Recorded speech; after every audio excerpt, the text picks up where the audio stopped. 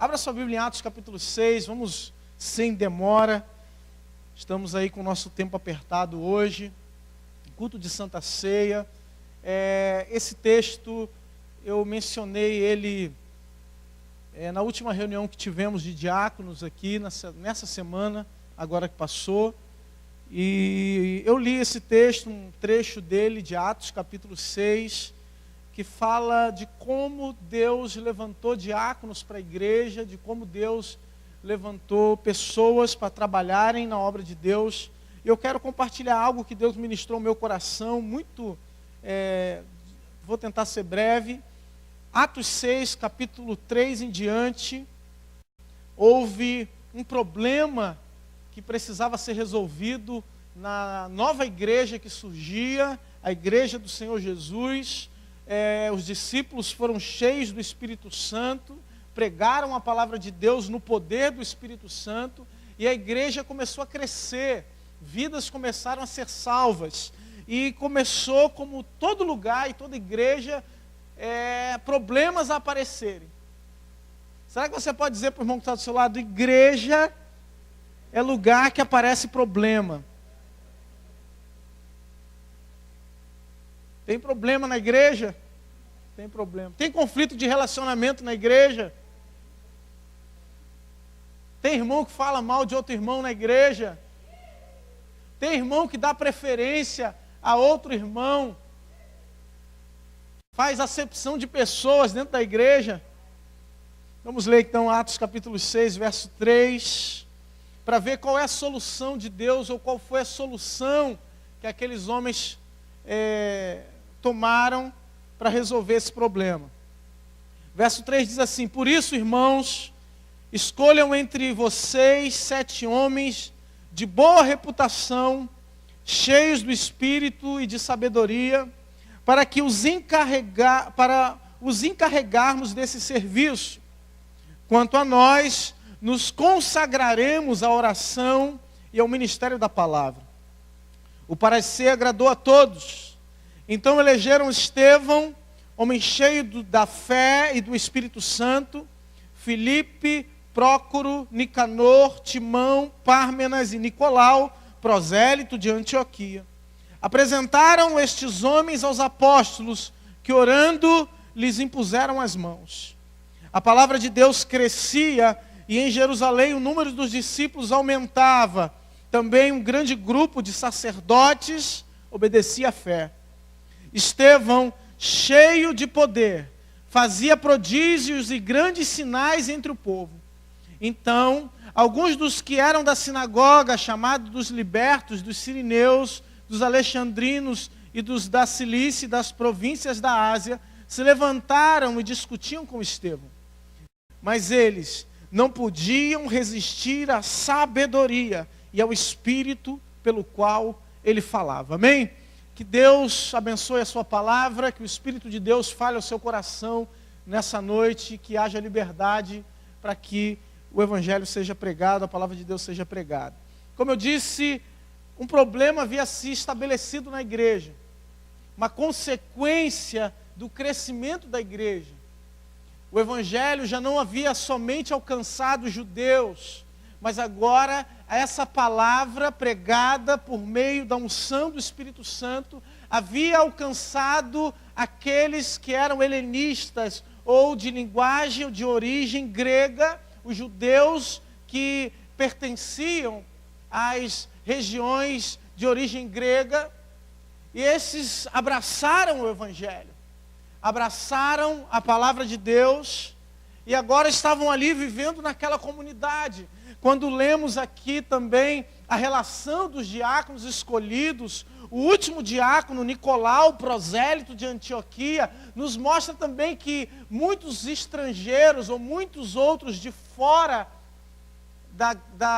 de Jerusalém ou fora de Israel haviam aceito, ou do Império Romano haviam aceito a palavra de Deus no seu coração. A palavra de Deus havia crescido. E houve um problema, e o problema era que os helenistas reclamavam que as suas viúvas, as suas mulheres estavam sendo esquecidas no momento da ceia do Senhor. no momento em que eles distribuíam o pão, porque precisamos lembrar que aqueles homens tinham tudo em comum.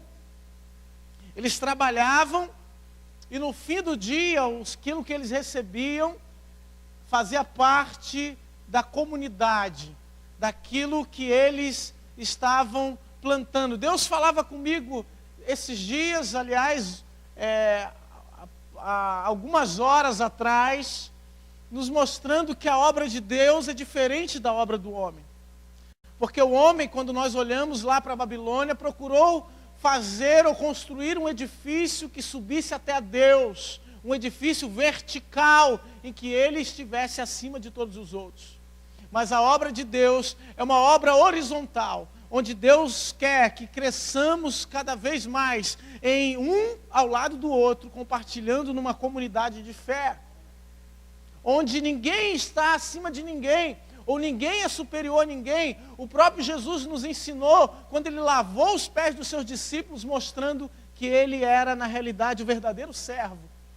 Que para ser líder, em primeiro lugar, precisamos ser servos. Que para estar à frente, em primeiro lugar, precisamos servir. Que para mandar, em primeiro lugar, nós precisamos obedecer. Que para estar acima, em primeiro lugar, nós precisamos aprender a estar por baixo. Que na realidade, aqueles que são humilhados é que são exaltados. E aquele que acha que está acima de todos, na realidade, está por baixo. Deus inverte essa lógica humana e nos deixa aqui uma forma ou um segredo dele para que possamos ser servos. Porque, aliás, a palavra diácono significa ser servo.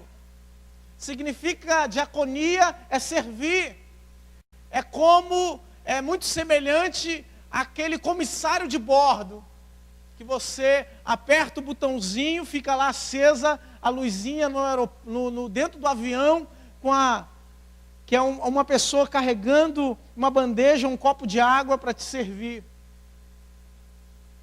E Deus então espera que todos nós que estamos aqui dentro sejamos diáconos. Porque ser diácono não é um cargo da igreja, não é uma função da igreja, não é um crachá que te define como diácono. O que te define como diácono é a sua disposição para servir a Deus. É a disposição para estar servindo outras pessoas. É a disposição para perguntar o que o Senhor deseja. O que você precisa. O que eu posso fazer para te ajudar. O que eu posso fazer para te colocar de pé novamente? Isso é diaconia. Isso é servir. Orar pelos enfermos, orar por aqueles que estão necessitados, ajudar aqueles que estão distantes desse relacionamento. Deus provê uma forma de juntar judeus, prosélitos e helenistas debaixo de uma só visão e debaixo de um só propósito. E Deus então fala por meio daqueles homens, e eles colocam as características dessas novas vagas que surgiam na igreja. Foi aberto o concurso de Deus para preencher vagas de diáconos naquela igreja. E as características eram, precisa ter boa reputação, ser cheio do Espírito Santo e ser cheio de sabedoria. E é curioso porque aqueles homens não escolheram os diáconos. Eles disseram para a igreja, olha, escolham entre vocês homens cheios do Espírito Santo, de boa reputação e cheios de sabedoria. As características foram dadas, a igreja escolheu. As características foram dadas, mas a igreja é quem diz, é quem fala, quem está servindo. Aqueles homens já estavam na igreja. Aqueles homens já pertenciam ao corpo de Cristo. Aqueles homens, talvez, alguns deles estivessem pensando, poxa, os apóstolos não me veem aqui trabalhando. Esses homens não veem o que a gente faz. Eu creio que não, porque a geração mimimi é a nossa, né? Não é aquela. Mas eles estavam na igreja, eles pertenciam à igreja, e a igreja os reconhecia como homens de Deus. E a igreja os escolheram, para que eles suprissem uma necessidade da igreja, uma necessidade do povo de Deus, de acordo com as características dadas pelos apóstolos, pelos discípulos, que criou ali regras para que esses homens fossem escolhidos. O que eu quero dizer para você, meu querido, que entrou aqui nessa noite, é que a solução que a igreja precisa já está aqui entre nós.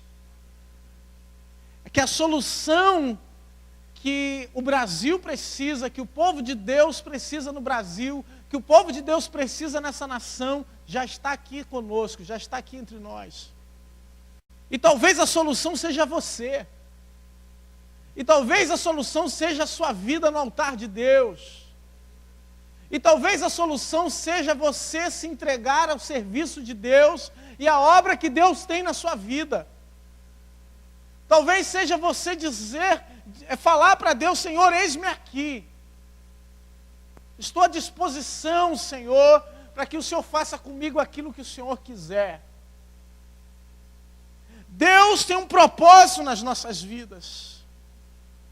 E Ele está procurando diáconos, Ele está procurando servos, Ele está procurando homens e mulheres cheios do Espírito Santo, cheios de sabedoria, homens e mulheres de boa reputação.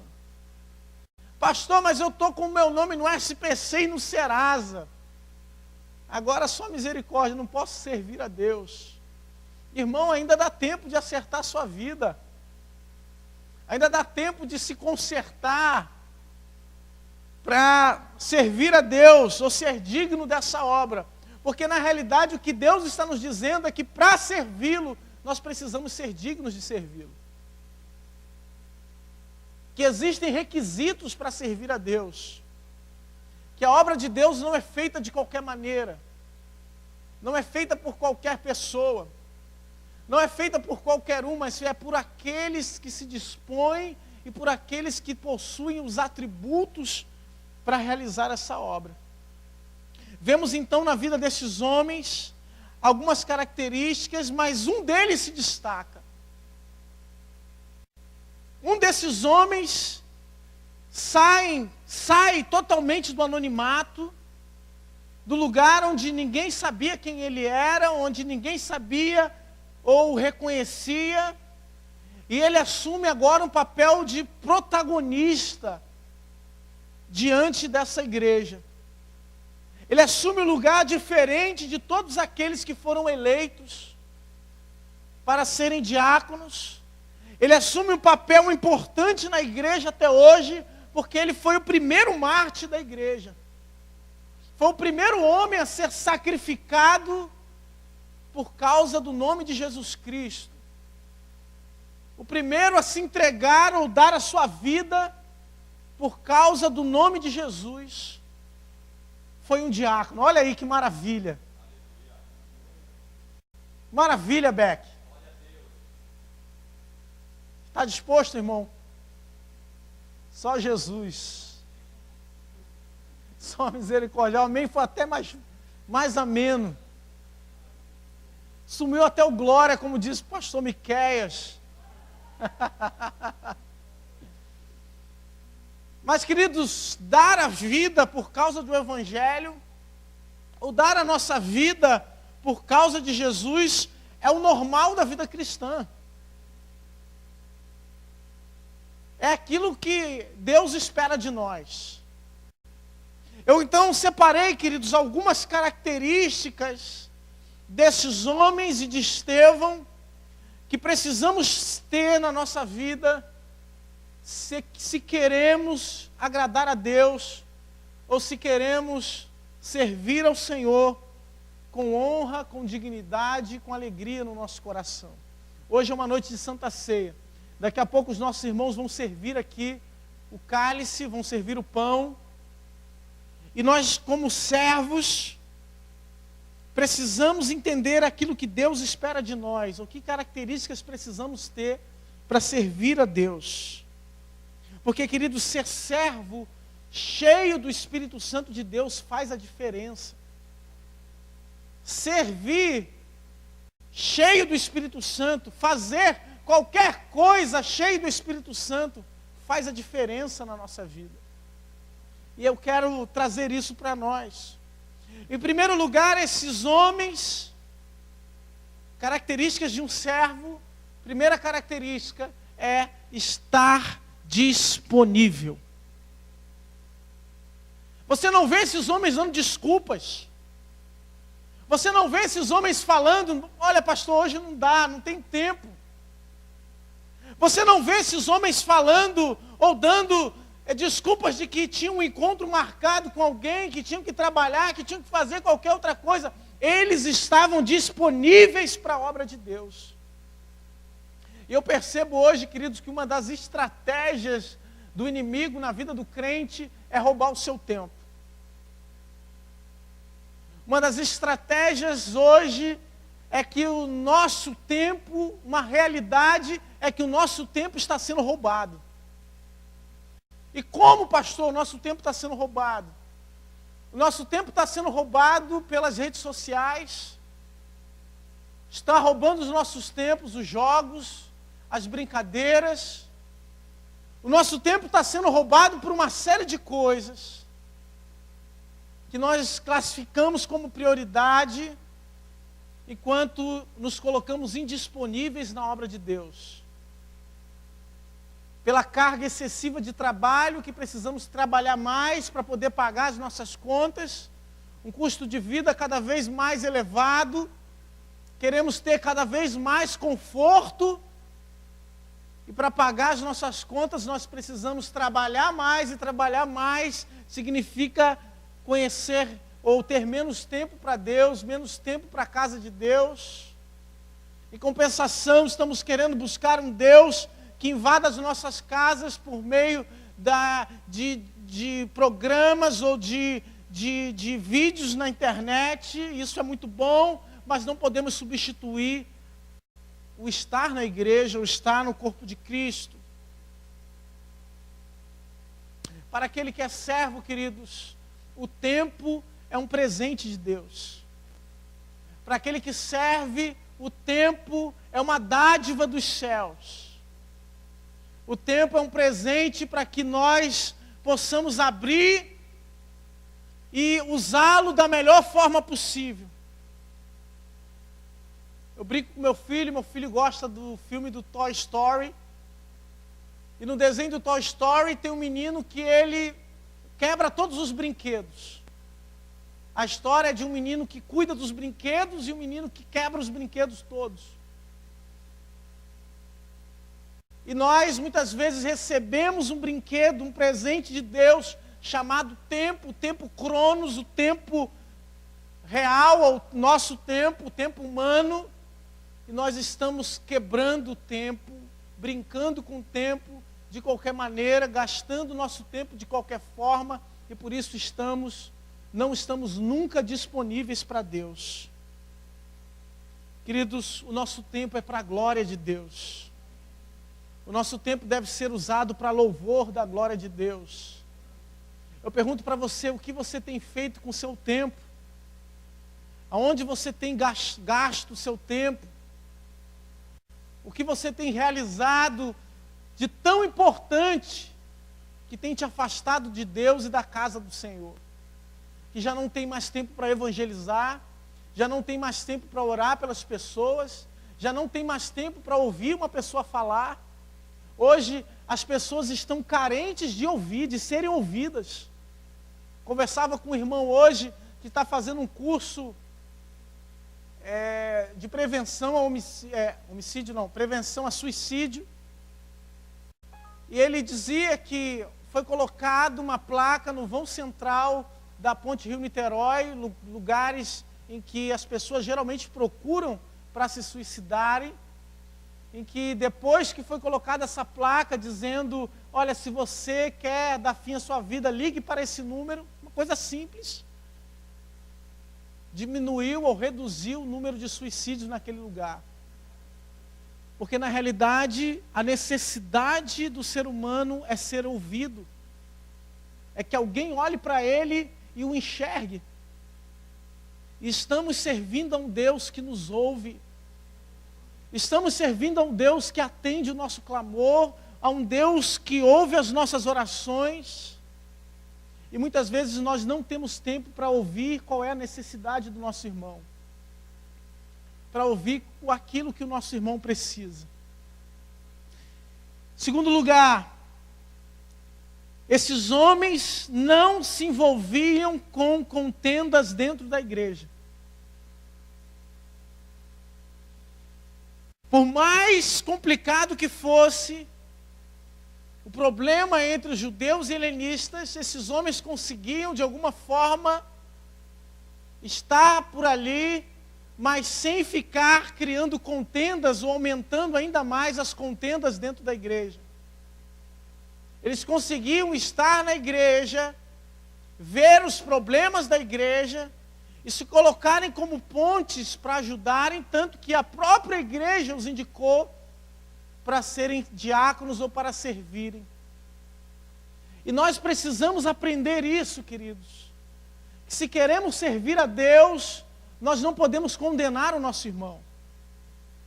Se queremos servir a Deus, nós não podemos ser daquela língua que coloca mais lenha, mais fogo na fogueira.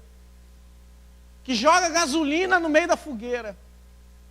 Nós precisamos ser aquela língua que onde para a fofoca. Nós precisamos ser a barreira para o fofoqueiro. Porque tudo que o fofoqueiro quer é um ouvido. Tudo que a fofoqueira quer é alguém que dê atenção. E nós precisamos ser aqueles onde a contenda para. Aqueles que dizem, não, meu irmão, não é por aí. Pensa pelo outro lado, pensa de outro jeito. Se queremos ser diáconos, aqueles que servem, precisamos ser aqueles que param a contenda e não dão continuidade a ela. Amém, igreja? Precisamos ser aqueles que conseguem se manter. Porque quem é servo, queridos, não tem olhos para essas intrigas. Quem é servo tem olhos para a obra de Deus. Quem é servo tem olhos para os campos que já estão brancos para a ceifa. Quem é servo consegue enxergar aonde Deus está trabalhando e aonde Deus quer trabalhar. Quem é servo de Deus entende que ele tem uma missão dada por Deus. Entende que ele tem uma responsabilidade dada por Deus. E ele não está com os olhos voltados para as muralhas, para as dificuldades, para as contendas, mas ele está com os olhos fitos na terra prometida. Aleluia, Jesus. Não foi assim com aqueles homens que foram espiar a terra? A maioria daqueles homens espias da terra de Jericó olharam para o problema, para a circunstância, e a Bíblia diz que eles voltaram com o coração turbado, com contenda, tem gigante, tem problema. E nós, se queremos ser servos, precisamos ter o coração de Calebe e Josué. Não olhar para o gigante, não olhar para a dificuldade, não olhar para o problema, mas olhar para o socorro de Deus. Meu irmão, Deus tem um socorro para a sua vida. Deus tem um socorro para você. Deus tem uma saída para você que talvez você não está enxergando. E precisa de um crente, de um servo de Deus do teu lado para te encorajar, para te fortalecer. Aleluia. E é por isso que somos igreja, por isso que estamos aqui. Esses homens se colocaram nessa posição. Nessa posição de não se envolver com contendas, não se envolver com problemas. Muitas vezes nós ficamos com os nossos olhos no tempo, na muralha, na dificuldade, na luta, e nos esquecemos que Deus tem uma saída para nós. Deixa eu acelerar aqui. Primeiro, o servo está disponível. Segundo, não se envolve em contendas na igreja. Terceiro, é cheio de graça e de poder. Aleluia! Aleluia! Se queremos servir a Deus, precisamos buscar a graça e o poder do Espírito Santo na nossa vida. A Bíblia diz que quando Estevão falava, aqueles homens ficavam paralisados por causa da graça de Deus que havia na vida de Estevão. A graça do Senhor. Talvez você não veja, talvez você não perceba, mas quando você abre a sua boca para falar, quando você abre a sua boca para pregar, quando você abre a sua boca para falar, Jesus te ama. Quando você fala para alguém, Deus tem um plano na sua vida, Deus tem um propósito na sua casa, eu vou orar por você, eu vou clamar por você. Talvez você não esteja vendo, mas barreiras estão caindo. Muralhas estão sendo derrubadas, grilhões estão sendo quebrados, porque há graça no nome de Jesus, há poder no nome de Jesus. Quando estamos cheios do Espírito Santo, cheios de graça, cheios de poder, ninguém consegue resistir àquilo que sai da nossa boca. Ninguém consegue resistir ao poder que sai dos lábios de um homem e de uma mulher cheio do Espírito Santo, cheio da autoridade de Deus. Quarto lugar, o servo de Deus tem sabedoria e não somente conhecimento. Hoje eu vejo muitas pessoas buscando conhecimento, buscando entender coisas por meio do seu intelecto, mas poucos estão buscando sabedoria, porque a sabedoria está além do conhecimento humano.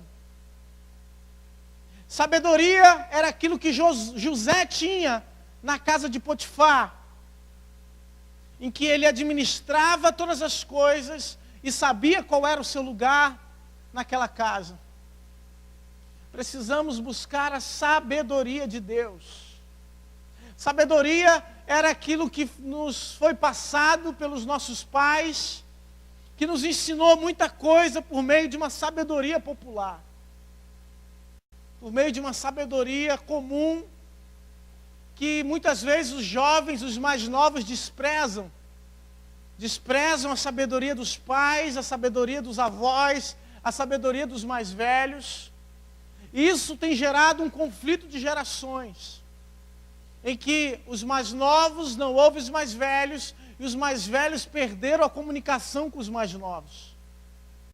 Estamos vivendo um tempo assim, um tempo de ruptura, e precisamos voltar, e a Bíblia diz claramente no texto do profeta Joel, que nos últimos dias, nos últimos tempos, os nossos velhos teriam visões, os nossos jovens seriam usados por Deus, e Ele traria de novo, novamente, a comunicação entre pais e filhos e pais. Precisamos buscar novamente essa comunicação. Os mais jovens olhar para os mais velhos, e os mais velhos olhar para os mais novos com um outro olhar, com um olhar de que algo pode ser feito, de que essa sabedoria pode ser transmitida e passada. E é por isso, queridos, que é muito importante, aqui não quero ficar batendo na mesma tecla, mas é muito importante os homens, essa reunião de homens, reunião de mulheres, porque temos homens com mais bagagem, com mais experiência, outros com menos experiência, homens solteiros, homens casados. Eu li recentemente o livro do Edmund Burke, que é o chamado pai do conservadorismo, em que ele critica veementemente a Revolução Francesa. Grande parte de nós, quando na escola aprendemos sobre a Revolução Francesa, todos os nossos professores pintaram uma maravilha da Revolução Francesa. E Edmund Burke vem justamente criticar essa falta de passagem de uma geração para outra, essa ruptura de tradição que é implantada por meio de uma revolução, aquilo que está no coração do homem, não aquilo que foi aprendido por gerações passadas. Estamos vivendo um tempo muito semelhante a esse, em que os mais jovens estão desprezando o conhecimento que nos foi passado lá atrás. Precisamos então resgatar uma geração de servos cheios do Espírito Santo de Deus, de homens e mulheres cheios da sabedoria que vem do alto, da sabedoria que vem dos céus, porque é isso que Deus quer derramar sobre a igreja nos últimos dias. Um espírito de conhecimento, de sabedoria. Sabedoria sobre a igreja. Como lidar com as situações da vida, com os conflitos pessoais, conflitos familiares, conflitos no trabalho, conflitos na igreja. Precisamos ser sábios segundo o coração de Deus. Saber falar, saber se calar, porque a palavra de Deus diz que há tempo para tudo, queridos. Há tempo para abraçar, para se afastar de abraçar, há tempo para todo o propósito debaixo do céu. E talvez hoje você esteja passando por problemas em casa, por problemas na sua família, por problemas individuais, e não saiba resolver, e não está sabendo resolver, porque está faltando sabedoria de Deus, sabedoria do alto. Nós, da Nova Vida, não sei se você sabe, a Nova Vida foi uma das primeiras igrejas a fazer o gabinete pastoral. E é o gabinete pastoral que muitas vezes nós recebemos uma sabedoria vinda dos céus. É no gabinete pastoral que nós recebemos uma palavra de Deus, que nós somos instrumentados por Deus e somos abençoados por Ele. Por isso não podemos deixar as armas que Deus nos deu. Deus já nos deu e nos capacitou a sermos sábios, homens e mulheres sábios segundo o coração de Deus. E essa sabedoria está contida na palavra de Deus, a palavra que Deus tem para a nossa vida. Quinto lugar, o servo tem uma palavra de Deus até quando o acusam. Posso recapitular, irmãos? Os irmãos não se perderem. Primeiro, o servo está disponível. Segundo, não se envolve em contendas. Terceiro, é cheio de graça e poder. Quarto, tem sabedoria, não somente conhecimento. Quinto, tem palavra de Deus até quando o acusam. Queridos, Giselda é advogada. Não posso falar o nome, tem pessoas que não posso falar o nome certo, né? É Zelda. Zelda é advogada. E a pior coisa é quando somos acusados injustamente. Se tem uma coisa que marca a vida de um ser humano, é a injustiça. A injustiça nos marca por uma vida inteira. Quando somos injustiçados, ficamos de alguma forma traumatizados. Estevão estava diante de pessoas que o acusavam injustamente. Pessoas que queriam apedrejá-lo, queriam matá-lo, mas até naquele momento de aflição, Deus usou Estevão para dar uma palavra de Deus. A defesa de Estevão, se você for ler, na realidade é uma acusação. A defesa de Estevão, na realidade, mostra para aqueles homens que eles estão fora do propósito de Deus. Na realidade, a defesa de Estevão tira a máscara do rosto daqueles homens, tira a hipocrisia dos olhos deles, mostra para eles, na realidade, que eles estão sendo hipócritas. Porque Estevão vem, através da vida de Moisés, mostrar para aqueles que queriam matá-lo, para a vida daqueles homens que queriam apedrejá-lo, que aquilo que ele pregava, que aquilo que Estevão dizia, aquilo que Estevão estava falando, na realidade, era cumprimento de Deus. E que a atitude daqueles homens era a mesma atitude daqueles que morreram no deserto, era a mesma atitude daqueles que estavam sendo peregrinos no deserto, quando saíram do Egito e queriam voltar para a terra do Egito, para adorar outros deuses. E isso a Bíblia diz que causou revolta no coração daqueles homens. Causou ira no coração daqueles homens. Porque quem é fiel a Deus continua sendo fiel. Quem é fiel a Deus permanece fiel. Estevão acusa. E aí entra o 6º tópico daquele que é servo. Porque aquele que é servo permanece fiel até a hora da sua morte. Nós servimos a um Deus que é servo sofredor. O nosso Jesus foi fiel até a hora da nossa morte. Nós, hoje, vamos participar da ceia do Senhor. E a ceia do Senhor nada mais é a prova de que o nosso Jesus deu a sua carne e o seu sangue, para que pudéssemos hoje estar aqui reunidos. Para que pudéssemos hoje estar aqui sem desanimar, sem olhar para trás, sem olhar para as dificuldades. Porque muito melhor, queridos, é alcançar a vida de Deus. A Bíblia diz que o salário do pecado é a morte, mas o dom gratuito de Deus é a vida eterna.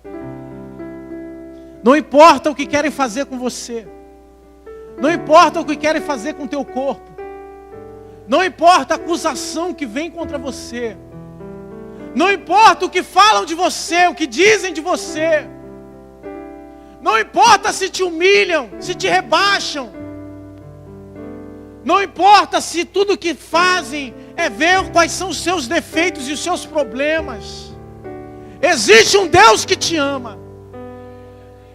Existe um Deus que cuida de você. Existe um Deus que deu a vida por você. Existe um Deus que tem cuidado da tua vida, que tem te protegido, que tem te guardado. Atos aqui no capítulo 7, no verso 60, depois de Estevão ter feito a sua defesa,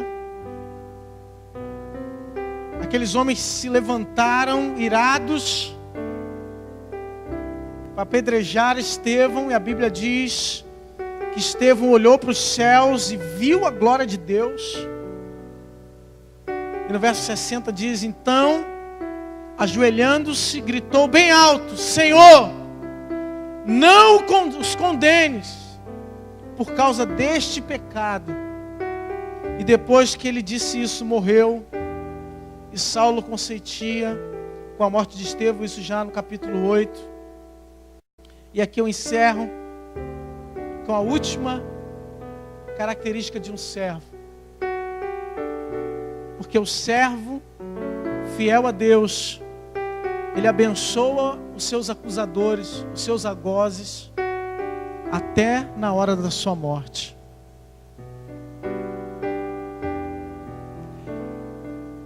Eu pergunto para você, meu irmão, o que fizeram para você de tão grave que você não pode perdoar? O que fizeram para você de tão infeliz que você não pode perdoar? Aqueles homens mataram Estevão. Aqueles homens apedrejaram Estevão. E na hora da morte de Estevão, a última palavra dele: Senhor, não os impute esse pecado. Aqueles que te acusam, na realidade não acusam você. Aqueles que te apedrejam, na realidade não apedrejam você. Não é por sua causa. Não é porque você é feio. Não é porque você não sabe falar. Eles te apedrejam por causa do Deus que você serve.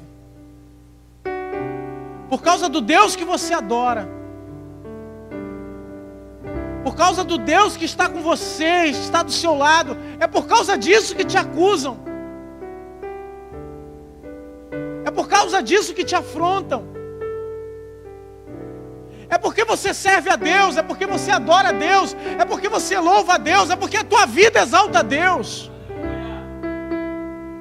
É por isso que te acusam. É por isso que te afrontam. É por isso que querem fazer com você como fizeram com Jesus. É por isso que querem fazer com você como fizeram com Estevão. É por isso que acusam a igreja. É por isso que a igreja é atacada. É por isso que a igreja sempre vai ser atacada.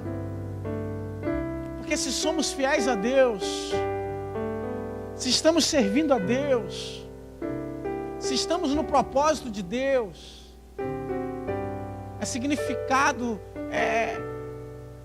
mostra, e cada vez mais vai aumentar aqueles que querem ir contra a palavra de Deus. Eu quero convidar os meus irmãos que vão servir a ceia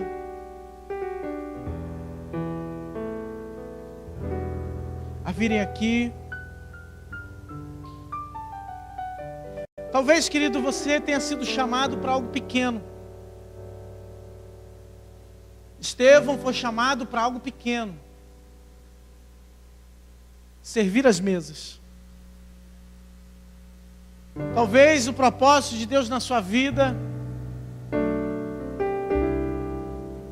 ou o que Deus te chamou, aos seus olhos é algo muito pequeno. Mas é dentro desse algo pequeno que Deus quer fazer muito através da sua vida. Que Deus quer fazer muito dentro da sua casa. Eu converso com pessoas e as pessoas não têm a consciência, não entendem a importância delas dentro de casa, a importância delas estarem servindo a Deus. Queridos, você já parou para pensar o que você sustenta com a sua oração? O que já não teria acontecido dentro da sua casa se não fosse a sua oração?